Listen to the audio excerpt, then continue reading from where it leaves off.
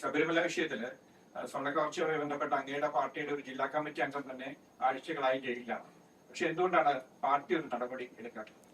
ശബരിമല വിഷയം സംബന്ധിച്ച് വളരെ വിശദമായി ഞാൻ പറയുന്നത് ഔചിത്യമല്ല, അത് നിങ്ങൾക്കറിയാലോ.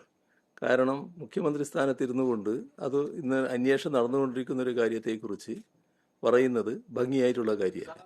എന്നാൽ ഞാൻ പറയട്ടെ, പറഞ്ഞു കഴിഞ്ഞിട്ട് നിങ്ങൾ പറഞ്ഞു.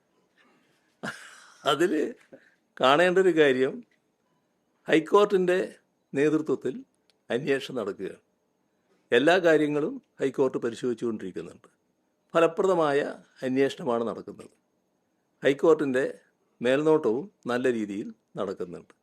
ആ വഴിക്ക് നമുക്ക് ആ അന്വേഷണത്തിൽ തൃപ്തി രേഖപ്പെടുത്താം. പിന്നെ CPIM സംബന്ധിച്ചിടത്തോളം CPIM ഒരു കാര്യം വ്യക്തമാക്കിയിട്ടുണ്ട്. ഈ കാര്യത്തിൽ ആര് തെറ്റ് ചെയ്താലും ആ തെറ്റ് ചെയ്തവരെ സംരക്ഷിക്കുന്ന ഒരു നടപടിയും പാർട്ടിയുടെ ഭാഗത്തുനിന്നുണ്ടാകില്ല എന്നത് CPIM വ്യക്തമാക്കിയുള്ള കാര്യവുമാണ്.